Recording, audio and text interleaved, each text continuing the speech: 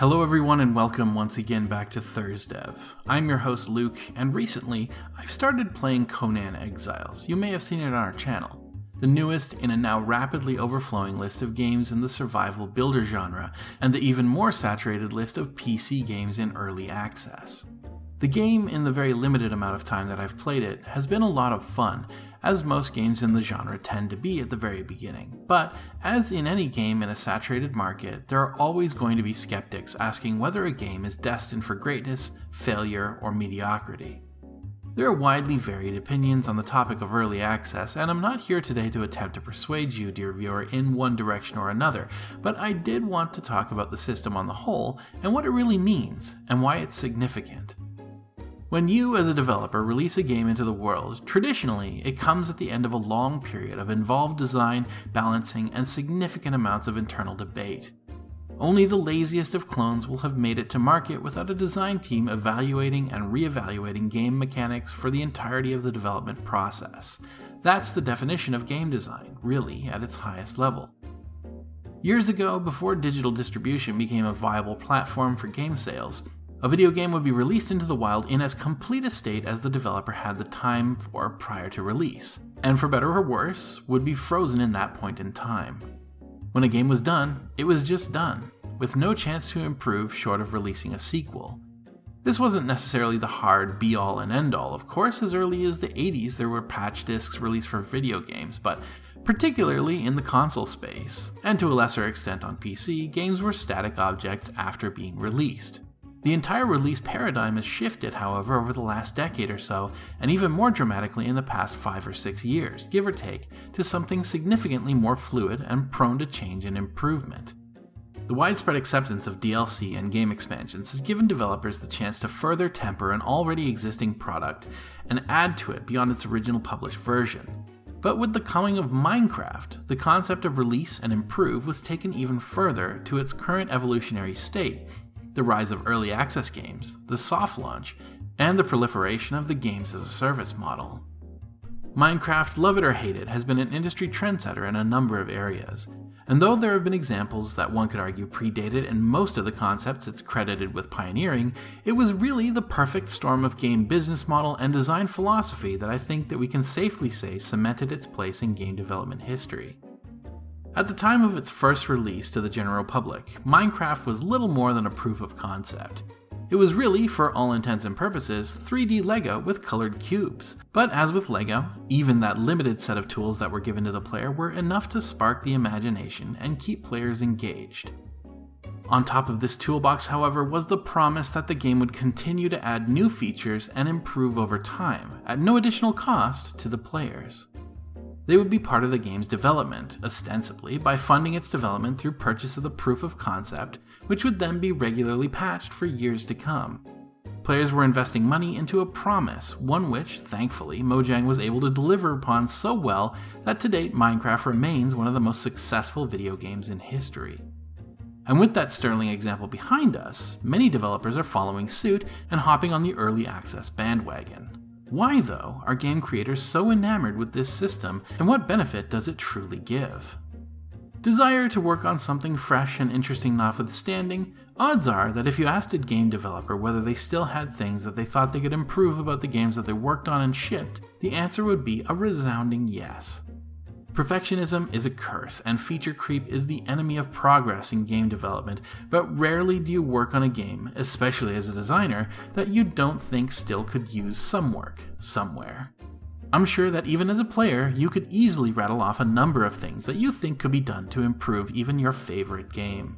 This problem is at least partially solved through the advent of the games as a service model, as well as the practice of soft launching and the now popularized early access model, all conceptually very similar in that they allow the publisher to put the product in the hands of consumers while it's still under development.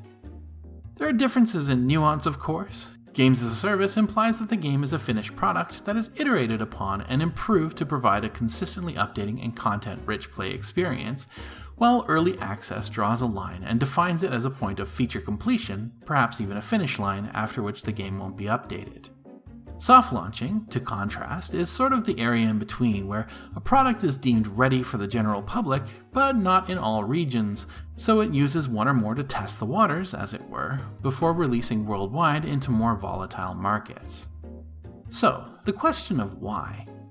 The cynics among you may hasten to point out revenue as a driving factor, and I won't deny that it likely has its place in the decision-making process, but there are reasons this isn't, or at least shouldn't be, the reason to take one of these routes.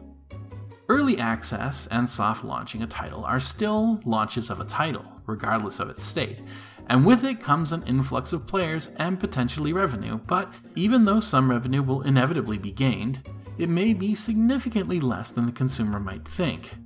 In the case of the premium early access title, there is potential for profit, but it will likely not reach the full potential value of a final release, and carries with it the double-edged stigma that players will experience your game in an unfinished and imperfect state, which, no matter how large the early access or beta text on the screen, a percentage of your player population will still treat as a final product. Relying on soft launch revenue to fund the development of a game is one of the greatest mistakes a developer can make, as profits tend to be low due to the general idea of wait and see, limiting the number of players that will pick it up, and without feature completion, there are usually only very limited avenues for monetization. Will it pad a development budget's available funds? Absolutely, but as with the case of Kickstarter, a responsible studio won't use it as a sole source of income.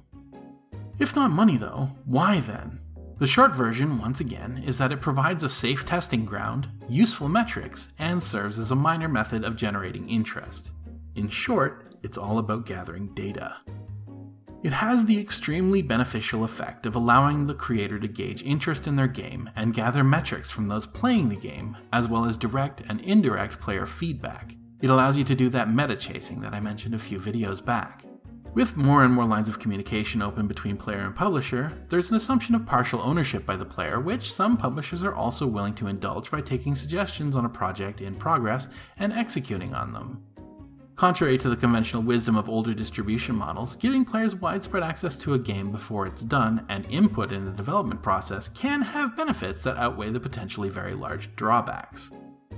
In particularly the case of a game with significant multiplayer components, player-to-player interaction is an absolute must-test, and unfortunately, as mentioned in my QA video from December 2016, no amount of internal testing will be sufficient to fully understand how your game will play when it's in the hands of tens or hundreds of thousands of players.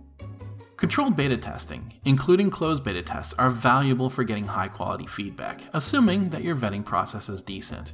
But you want to put your game in the hands of not just the best, but also the worst players who will touch your game as well. You want to know if your onboarding is decent or a disaster. You want to see where players churn, where they might monetize, and how they're interacting with your game's mechanics. And you also want access to the creativity of the untrained. Early access and soft launches provide this. The added benefit of the soft launch is that your core audience, the one whose ratings will ultimately make or break the success of your game, are not exposed to the unfinished product, while you still have the benefit of the lesser controlled metrics and feedback that it affords. As the market continues to become more and more saturated, a smooth release is becoming more and more imperative, as major bugs or imbalance in a game's core systems can lead to poor ratings, which can quickly defeat any hope you have of selling well, due to ratings being one of the major vectors for visibility in a game project. Perhaps counterintuitively, by releasing a game to the public with the promise of imperfection, you're often in a better position to achieve perfection down the line.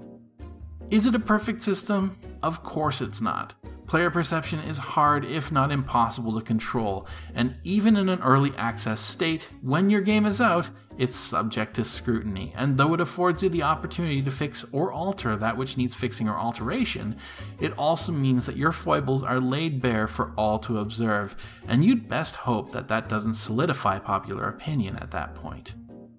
Careful administration of the soft launch or early access process are absolutely key, and the epidemic of early access games never making it to full release continues to plague platforms like Steam.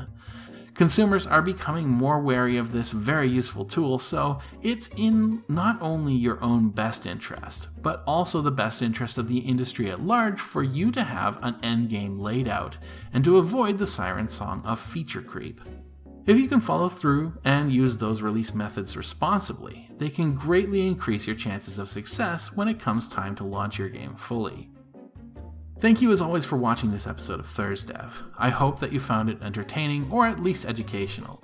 If you'd like to see more content like this, please feel free to subscribe, and if you know someone working in game development or with aspirations toward game development, please feel free to share this video with them.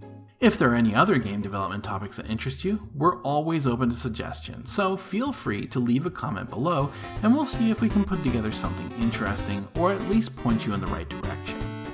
Regardless, however, thank you once again for joining me today, and have a great rest of your day. Take care.